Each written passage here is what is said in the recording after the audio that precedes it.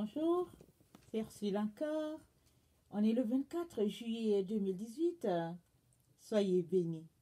Voilà, aujourd'hui je viens sonner la trompette et nous rappeler que nous sommes dans le temps où nous allons voir venir notre Seigneur Jésus dans toute sa gloire. Alors, Jésus-Christ ne vient pas chercher tous les chrétiens ou toutes les églises. Il vient chercher son église, son épouse, celle-là qui se sanctifie pour lui, qui se met à part, qui a quitté les valeurs du monde et qui se concentre uniquement à aimer son Seigneur et qui se concentre sur le message de Jésus-Christ, pas sur les différents messages qu'on trouve dans nos églises, mais le message de Jésus-Christ, sans qu'il soit dilué, et qui vit, ce sont les personnes qui vivent selon ce message-là. Alors Jésus-Christ vient pour elles. Alors il est donc important que toi et moi puissions nous retrouver, compter du nombre de ceux-là qui réjouiront le cœur du Père. Donc voilà. Alors aujourd'hui j'apporte une série d'enseignements sur les 7 églises d'Apocalypse. Aujourd'hui je commence avec la première lettre à la première église, c'est l'église d'Éphèse. Alors aujourd'hui, alors que j'étais couchée autour de 4 heures du matin, le Seigneur m'a dit, j'aimerais que tu apportes les enseignements sur les 7 lettres aux églises. Alors, vous savez, il y a des messages que quand on ressent, c'est dit, ah, je ne sais pas, Seigneur, est-ce que je serai capable? Mais c'est le Seigneur qui enseigne à travers nous. Alors, c'est pas nous, c'est le Seigneur. Alors, donc, c'est sur le Seigneur que à chaque jour je compte. Alors, c'est sur lui que j'ai compté pour apporter cette exhortation-là sur la première lettre de Jésus-Christ à l'église d'Éphèse. Alors, ça c'est dans Apocalypse 2. Alors, je vais lire la lettre et puis bon, je vais partager avec vous ce que le Seigneur a mis sur mon cœur. Donc voilà. Et qui à l'ange de l'église d'Éphèse. Voici ce que dit celui qui tient les 7 étoiles dans sa main droite et celui qui marche au milieu des 7 chandeliers d'or. Je connais tes œuvres, ton travail et ta persévérance. Je sais que tu ne peux supporter les méchants, que tu as éprouvé ceux qui se disent apôtres et qui ne le sont pas, et que tu les as trouvés menteurs, que tu as de la persévérance, que tu as souffert à cause de mon nom, et que tu ne t'es point lassé. Mais ce que j'ai contre toi, c'est que tu as abandonné ton premier amour. Souviens-toi donc où tu es tombé, répands-toi et pratique tes premières œuvres.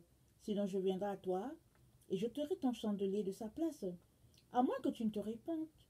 Tu as pourtant ceci, c'est que tu hais les œuvres des Nicolaïtes, œuvres que je hais aussi. Que celui qui a des oreilles entende ce que l'Église dit aux églises. À celui qui vaincra, je donnerai à manger de l'arbre de vie qui est dans le paradis de Dieu. Donc voilà. Alors, c'est la première lettre que Jésus adresse à son Église à travers la bouche de l'apôtre Jean quand il a eu cette vision-là à l'île de Patmos. Donc voilà. Alors, le Seigneur commence par nous informer qu'il est celui qui tient les 7 étoiles. Alors, les étoiles, c'est quoi? C'est les 7 anges des églises. Et il nous dit aussi que il est celui qui marche au milieu des 7 chandeliers d'or. Alors, les chandeliers, c'est les 7 églises. Alors, Jésus dit qu'il marche au milieu des 7 chandeliers d'or. Alors, notre Seigneur marche au milieu de son église à tous les jours. Et même que ce soit les dimanches ou les samedis quand on se rassemble, Jésus-Christ vient dans nos assemblées. Souvent, il peut ouvrir les yeux des uns, souvent pas, mais il est là, au milieu de nous. Il est toujours au milieu de nous. Alors, Jésus-Christ nous informe que c'est lui qui marche au milieu de ces 7 chandeliers d'or-là. Alors, ce n'est pas des chandeliers, juste des chandeliers, mais c'est des chandeliers d'or. Et nous savons tous que l'or, c'est non seulement la couleur du ciel, mais l'or aussi, c'est, quand on parle d'or, on parle de cet or-là purifié. Alors, il y a un verset qui dit que la parole de Dieu, c'est comme l'or 7 fois purifié. Alors, les chandeliers sont en or. Alors, ce sont des églises qui sont purifiées. Parce que l'église de Jésus-Christ, c'est une église purifiée. C'est une église sanctifiée. Jésus-Christ est mort pour acquérir une épouse à lui, mais qui soit sans tache ni ride, ni rien de semblable. Alors, il qualifie une telle église.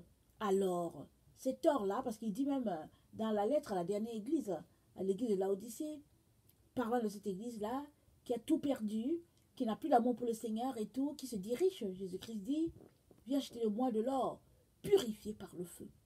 Alors, l'or, c'est quelque chose de très important devant notre Père, devant notre Seigneur, et il nous informe qu'il marche au milieu de 7 chandeliers d'or. Alors, il dit à cette église-là, je connais tes œuvres. Amen. Jésus-Christ sait tout ce que nous faisons. Il connaît l'œuvre de cette église-là, il connaît le travail qu'elle fait, il connaît sa persévérance. Waouh, quel compliment. Vraiment, entendre ça de notre Seigneur, c'est quelque chose de très, c'est vraiment, c'est encourageant. De savoir que Jésus-Christ connaît tes œuvres, il connaît ton travail, il connaît ta persévérance. Il dit, je sais que tu ne peux supporter les méchants.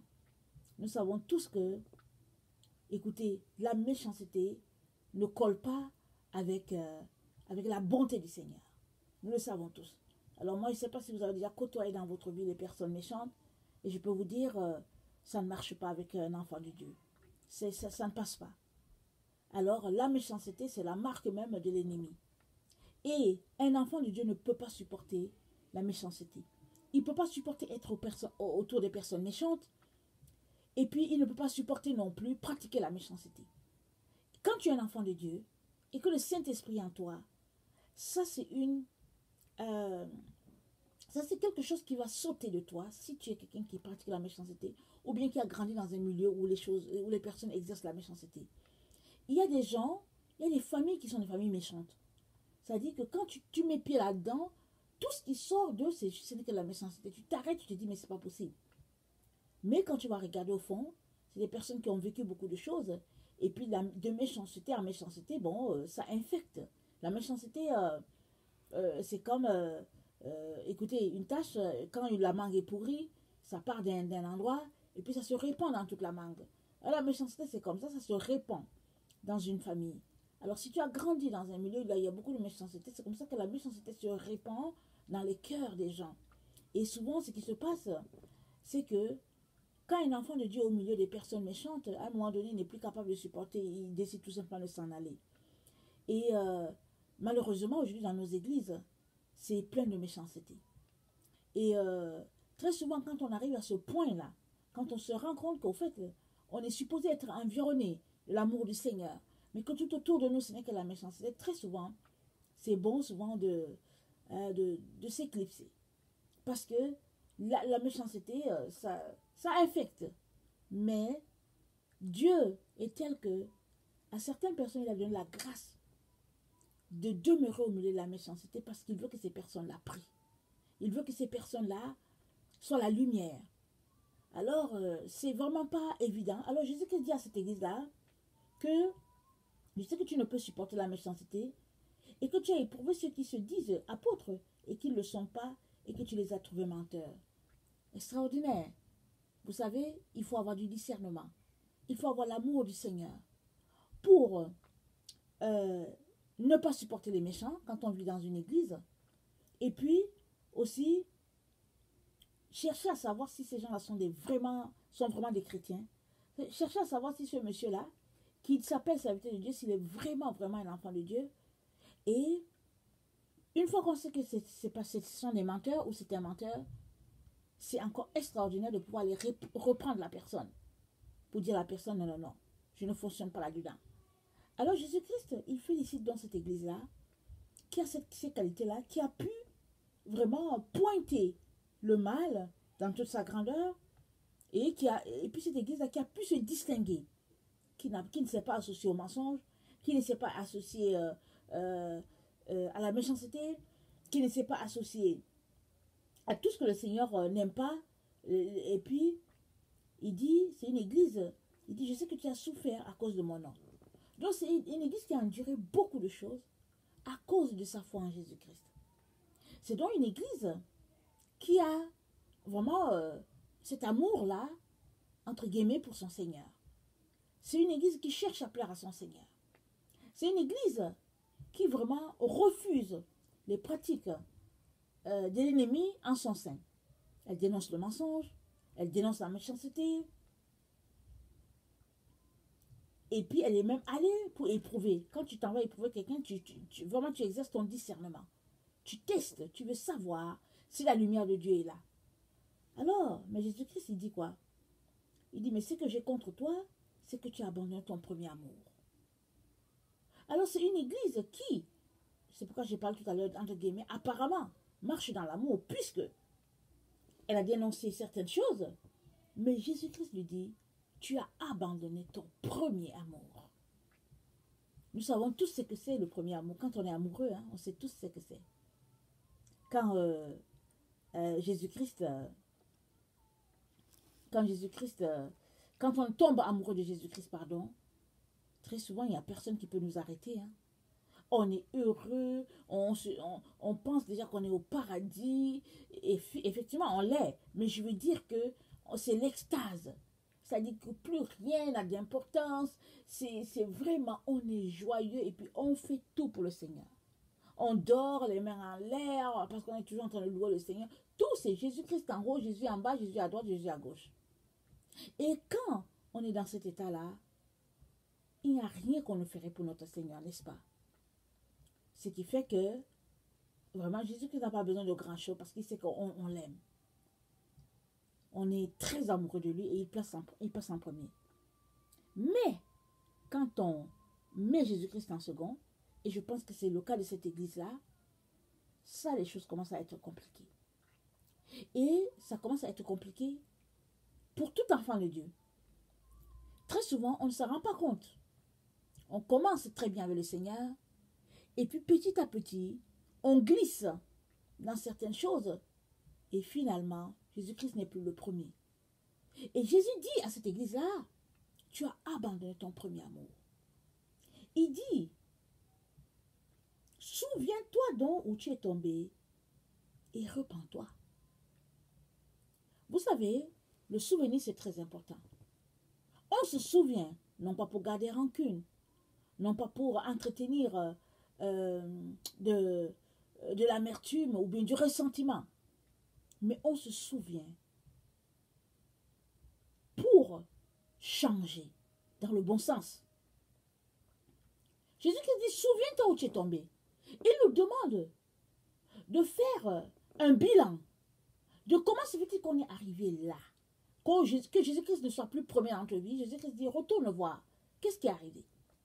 Et si tu es sincère en toi-même, tu sauras toujours d'où est partie la dégringolade. Très souvent, ça peut être qu'on est frustré contre le Seigneur. Souvent, ça peut être que, nos yeux ont été attirés par autre chose. Finalement, ce n'est plus Jésus-Christ qui est placé en premier devant nous, mais c'est plutôt autre chose. Et Jésus-Christ dit, c'est important que tu te souviennes, parce que c'est là que les choses vont repartir à zéro pour toi. Il y a des personnes qui ne veulent pas se souvenir. Ils disent, non, moi je ne veux même pas me souvenir. Jésus-Christ, je t'aime, c'est tout, je ne veux pas me souvenir. Mais il est important que tu te souviennes.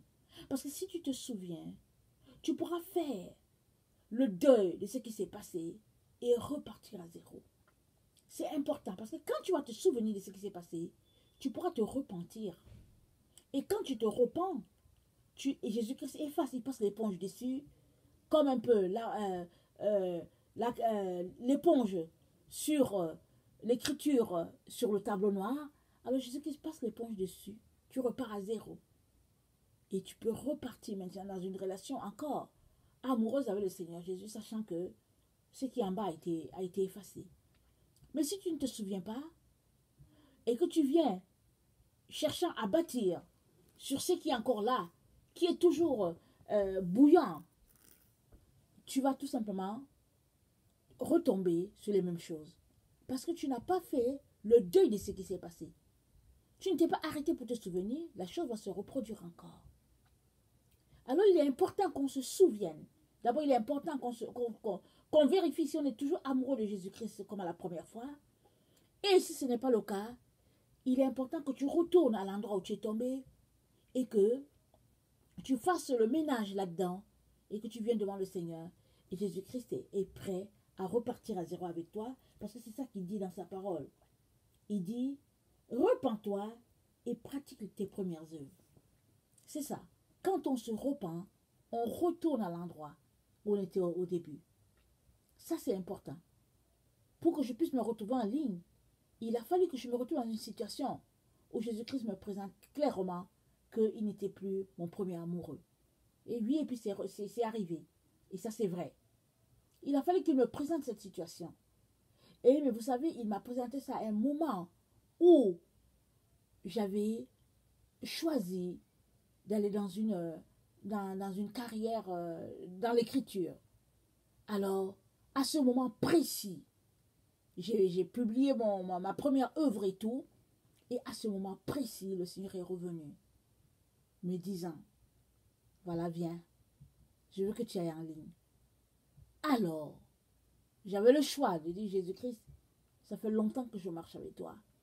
Et puis vraiment, je veux faire le saut dans ce que j'aimerais vraiment. Ou bien, Jésus-Christ, tu as raison. Je veux retourner avec toi. Et c'est vrai, j'ai fait le tour, je suis retournée avec mon Seigneur.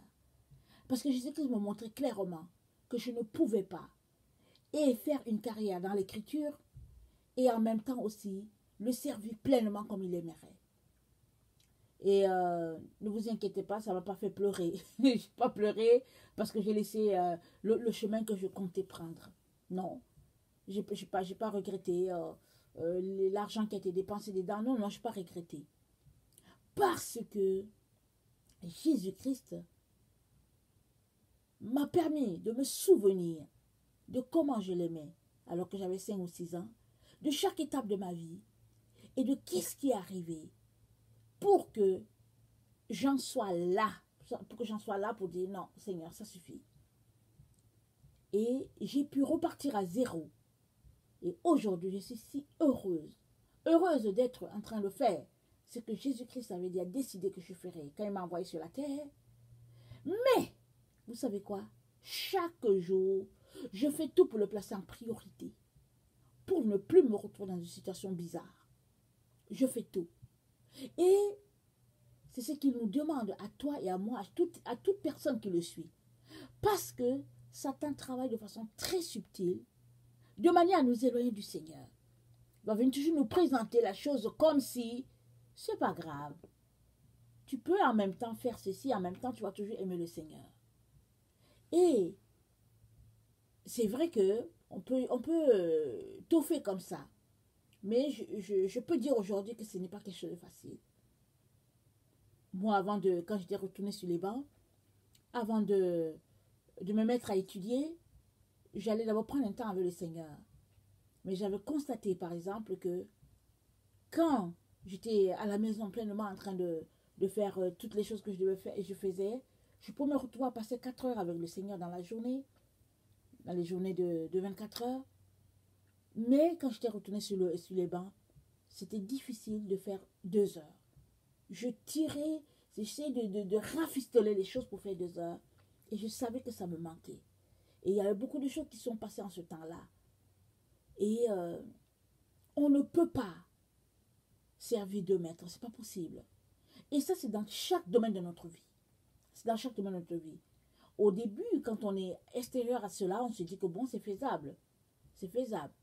Mais notre amour pour le Seigneur, ce n'est pas une liste de choses à faire comme une liste d'épicerie, non. C'est quelque chose qui t'engage pleinement, corps, âme et esprit. C'est quelque chose qui engage toutes les cellules de ton être. C'est quelque chose qui t'engage complètement. Tu es entier. Tu es imbibé du Seigneur. Sinon, ça devient juste une liste d'épicerie et ça, c'est pas intéressant. Alors, le Seigneur Jésus-Christ demande à cette église, à l'église d'Éphèse, de retourner à son premier amour. Il dit, sinon, je viendrai et j'ôterai ton chandelier à sa place. à moins que tu ne te répandes. Alors, j'aimerais ça qu'on lise dans, parlant de chandelier, j'aimerais ça qu'on lise dans Zacharie 4, euh, euh, où il est parlé des chandeliers. Dans Zacharie 4, à partir du verset 1, je ne vais pas lire longtemps, l'ange qui me parlait, il me réveilla comme un homme qu'on le réveille de son sommeil, et il me dit, que vois-tu? J'ai répondu, je regarde et voici, il y a un chandelier d'or, tout en or, surmonté d'un vase et portant 7 lampes, avec 7 conduits pour les lampes qui sont au sommet du chandelier. Il y a près de lui 2 oliviers, l'un à la droite, l'un du vase et l'autre à gauche. Donc voilà. Alors, le chandelier, comme on vient de dire, ce sont les 7 églises. Et dans Zacharie 4, le verset 1 et 2, il nous est bien détaillé, c'est quoi le chandelier? Alors c'est 2 oliviers. Il y a l'un à droite et l'autre à gauche. Et ces chandeliers-là, ils alimentent, non, pas le chandelier, les oliviers alimentent le chandelier. Et le chandelier a 7 branches. Alors il suffit de regarder un peu la figure. Vous avez le trône, Dieu, 1, le chiffre 1. Alors, le chiffre 1, vous faites deux branches. Alors, il y a 2 choses. Il y a 1 et puis 2. Donc, voilà. Alors, c'est les 2 oliviers. Alors, les 2 oliviers alimentent donc un chandelier qui a 7 branches. Et le Seigneur Jésus-Christ dit, je vais venir et je vais enlever le chandelier de sa place. Alors, ce qu'on doit comprendre, c'est qu'il y a 2 oliviers. Et seul Jésus-Christ sait à quel olivier il a branché chaque chandelier. N'oublions pas, le chandelier, c'est l'Église. Et l'Église le chandelier, c'est l'Église, et le chandelier a 7 branches. Donc, chaque Église est alimentée par l'huile qui sort de l'olivier. Voilà l'image que nous devons comprendre. Alors, si Jésus-Christ ôte le chandelier, ça veut dire que cette église-là ne recevra plus d'huile. Donc, Jésus-Christ sait à quel olivier chaque chandelier est connecté. Alors, ce qu'on doit comprendre, c'est que toutes les églises de la terre sont connectées à l'olivier, sont connectées à l'olivier. Parce que les églises, c'est les chandeliers. Mais vous savez quoi, de nos jours, il y a des églises que Jésus-Christ ne connaît même pas. Ça veut dire qu'elles ne sont même pas connectées. C'est pas parce que c'est une église que c'est connecté à l'olivier. Si tu n'es pas une église que Jésus-Christ a plantée, Jésus-Christ ne te connaît pas. Les églises sataniques sont les églises que le Seigneur ne connaît pas. Elles ne sont pas connectées de quelque façon que ce soit à l'olivier. Maintenant, si tu es une église que Jésus-Christ a plantée, c'est-à-dire que si tu es un chandelier que Jésus-Christ a planté lui-même, Jésus-Christ te dit que il est très important que tu puisses être alimenté par l'huile de l'olivier. Alors, si tu es là et que tu ne pratiques pas ton premier amour, il y a un problème. C'est ça que Jésus-Christ est en train de nous dire. Il y a un sérieux problème.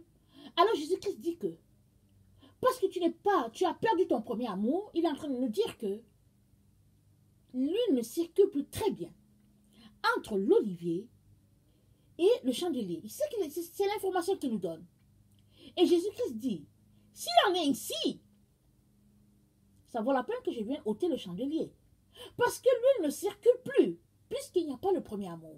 Alors Jésus-Christ est en train de nous dire que pour que l'huile puisse circuler pleinement de l'olivier au chandelier, il faut que tu maintiennes ton premier amour. Ça, c'est important. C'est une loi, c'est une règle. Sinon, Jésus-Christ dit, je vais venir, je vais l'ôter. Alors, c'est comme un peu, regardez, je pense que c'est dans Jean 14.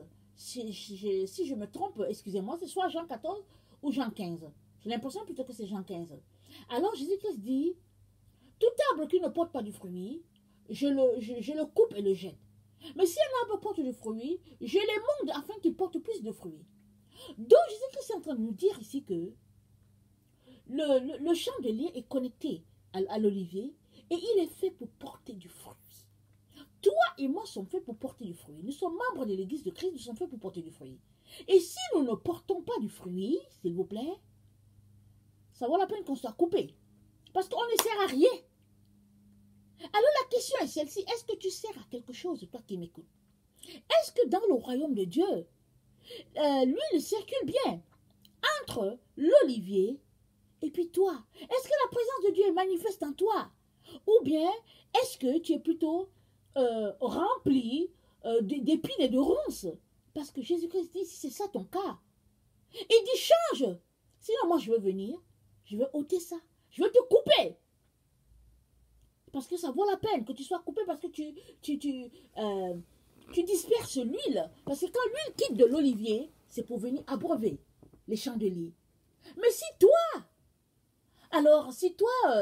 il n'y a plus d'amour, ça veut dire que l'huile ne circule pas. Alors, l'amour donc est l'engin qui fait fonctionner l'huile de l'olivier vers le chandelier. Alors dans Romains 12, le verset, je ne pense pas que je vais pouvoir lire quand même, le verset 9, dans Romains 12, du verset 9 au 13, c'est dit, je vais lire, je pense du verset 9 à 10, je dis, que l'amour soit sans hypocrisie. Ayez le mal en horreur, attachez-vous au bien, par amour fraternel, soyez pleins d'affection les uns pour les autres et rivalisez d'estime réciproque. Donc, si ton amour pour Jésus est rempli d'hypocrisie, ça veut dire que tu n'es pas en train de marcher sur le premier amour. Parce que le premier amour, c'est un amour qui est pur. C'est un amour qui est sain. C'est un amour qui est clean. C'est un amour qui est sans hypocrisie. Regardez aujourd'hui, dans la maison de Dieu, regardez bien l'église que vous fréquentez, ou bien les frères que vous... Regardez bien. Est-ce que vous pouvez dire, sans vous tromper, que la communion entre vous, les uns avec les autres, c'est sans hypocrisie? Est-ce que vous pouvez dire ça? On a aujourd'hui l'impression que l'hypocrisie, si à l'endroit où on peut le trouver, c'est dans la maison de Dieu. Excusez-moi de le dire. Les gens sont tellement hypocrites que tu t'arrêtes et puis tu es dégoûté. Tu te dis, mais c'est pas possible. Excusez-moi. Et, excusez-moi de le dire, mais ce n'est que pure vérité. Et si l'apôtre, ici c'est l'apôtre Paul qui l'a dit, il a dit que l'amour soit sans hypocrisie, c'est parce que on peut être très bien hypocrite dans notre amour.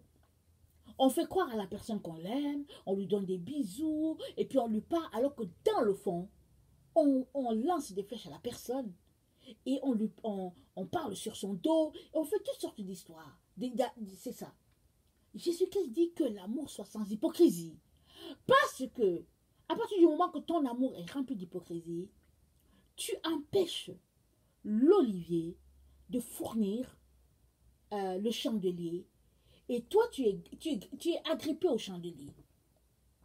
Parce que le chandelier, si nous voyons l'image, il y a des lampes. Et c'est allumé et ça brille. Alors si on regarde l'image des 10 vierges, ça nous est rappelé que 5 avaient de l'huile en extra, alors que d'autres ont manqué de réserve d'huile. Alors, est-ce que les 5 folles qui ont manqué de réserve d'huile, est-ce que c'est parce qu'elles ont marché dans l'hypocrisie? Je peux dire que oui. Je vais vous expliquer pourquoi. Parce qu'à partir du moment où tout le monde est en train de se préparer, on ne sait pas ce qu'elle faisait. Ce n'est pas dit. Rien n'est dit. On ne sait pas ce qu'elle faisait. Mais toujours est-il que quand on a dit voici l'époux, là elles se sont rendues compte parce qu'elles sont parties toutes à la rencontre de l'époux. Ok? En cours de route, elles se sont assoupies, tout le monde a dormi. Les 10. Mais quand on a dit voici l'époux, il y a 5 qui sont levés, elles avaient leur réserve, les autres n'avaient pas, ils ont dit donnez-nous un peu de votre huile. Les autres ont dit mais non, si on vous donne ça, non, on va en manquer. Allez-y chez les gens qui en vendent. Alors ça veut dire que pendant que il était temps de remplir sa lampe, sa réserve et tout, les 5 là, appelées folles, elles faisaient autre chose. Elles étaient distraites à autre chose, je ne sais pas à quoi. La Bible ne précise pas. Alors, si je reviens à Romains 12, le verset, à partir du verset 9 à 10, alors, on peut très bien dire que elles ont marché dans un amour rempli d'hypocrisie. Parce que une fois que tu cesses d'aimer Jésus comme à la première fois, cet amour-là est entaché. Parce que l'hypocrisie, c'est la tâche. Rappelez-vous, Jésus-Christ a dit, méfiez-vous du levain des pharisiens. Alors, l'hypocrisie, c'est une tâche qui est là et puis qui se répand qui est comme une gangrène et puis qui peut gagner et puis jusqu'à aller donner la mort de la personne qui subit cela, qui porte cette hypocrisie-là. Alors le Seigneur vient donc encourager cette église-là à sortir des comportements où son premier amour est terni. Alors ça, c'est très important que nous puissions retenir ce message-là. Et Jésus-Christ dit à cette église-là, avant de s'en aller, Jésus-Christ dit, il y a quelque chose que j'aime chez toi, parce que moi aussi j'ai ça, c'est que toi, tu détestes les œuvres de Nicolaïtes. Alors les Nicolaïtes, c'est cette secte-là qui adorait le dieu Baal. Et qui était le dieu Baal? C'est Nemrod. Nemrod, dont était cet empereur-là qui s'est levé au 2e siècle après le déluge, et puis qui a demandé à tout le monde de l'adorer en tant que Dieu. Et même, il est aussi appelé Santa. Et aujourd'hui, on adore Jésus-Christ le 25 décembre. Et pour ceux qui ne le savent pas, c'est une fête où on a mis les chrétiens dedans, mais au fait, c'était une fête faite pour adorer Nemrod. Alors, maintenant que l'Antichrist va prendre le contrôle de ce monde-là pendant à peu près 7 ans, bientôt, c'est ça, les gens vont se retrouver à adorer encore Nemrod. Et aujourd'hui, que toi, tu es un enfant de Dieu qui peut-être n'a pas cette information, je viens te dire que le 25 décembre, à l'origine, c'est fait pour adorer Nemrod. Alors Jésus-Christ dit, moi j'ai quelque chose de commun avec toi à l'église d'Éphèse, c'est que tu détestes les Nicolaïtes, eux qui adorent Nemrod. Alors donc il est très important pour nous les chrétiens de savoir qu'est-ce qu'on fait de notre 25 décembre. Il n'y a pas de problème à ce que tu choisisses une date pour dire que Seigneur, aujourd'hui je veux fêter ton anniversaire. Mais ici nous sommes informés que le 25 décembre c'est fait pour adorer Nemrod qui était Dieu, qui avait dit aux gens je suis Dieu, adorez-moi en tant que Dieu. Et Jésus-Christ déteste cela. Et c'est ça qui va arriver pendant 3 ans et demi, 42 mois. Tous ceux-là qui n'auront pas vraiment l'amour de Jésus-Christ en plein dans leur cœur vont se retrouver à adorer cet antichrist-là. Son nom, c'est Antichrist. Il est contre le Christ et il va faire que tout homme qui ne va pas l'adorer sera passé à l'épée, sera passé au couteau, et puis toutes sortes de mesures pour détruire tous ceux-là qui vont dire on ne veut pas t'adorer. Et Jésus-Christ félicite l'église d'Éphèse qui a refusé de pratiquer la doctrine des Nicolaïtes. Donc c'est une information vraiment pour nous de faire très attention à qui nous rendons l'adoration, à qui nous prêtons allégeance. Parce que bientôt, les enfants de Dieu vont se retrouver pris dans cette situation-là. Et c'est pas long. C'est vraiment pas long. Alors il faut qu'on fasse très très attention pour retourner à notre premier amour. Parce qu'il n'y a que ceux-là qui marchent dans leur premier amour pour Jésus qui vont échapper à cette histoire-là. Soit ils seront enlevés, et s'ils ne sont pas enlevés et qu'ils sont sur la terre, en train de passer par là, ils vont tout simplement dire, moi j'aime tellement Jésus que tu peux me couper la tête. Tu peux tout faire, tout ce que tu veux, ça n'a pas d'importance, je ne veux pas te servir. Il n'y a que ceux-là. Alors le premier amour, c'est le signal, c'est la base pour pouvoir vaincre les œuvres sataniques. Alors il est donc important que nous puissions prendre le conseil de Jésus-Christ à cette église-là, parce que Jésus-Christ a dit, écoute, retourne à ton premier amour, de peur que quand je viens ôter ton chandelier. Et il a dit que celui qui a des oreilles entende ce que l'Église dit aux églises. À celui qui vaincra, je donnerai à manger de l'arbre de vie qui est dans le paradis de Dieu. Donc vraiment que le Seigneur nous donne vraiment de pouvoir assimiler les conseils de l'Église d'Éphèse à nos propres vies et que nous puissions voir si nous sommes encore amoureux de Jésus-Christ comme à la première fois. Et si ce n'est pas ça, retournons à la base. Humilions-nous, demandons pardon. Le Seigneur va nous donner vraiment d'être connectés vraiment à l'olivier. Parce que c'est là que l'huile provient. N'oublions pas.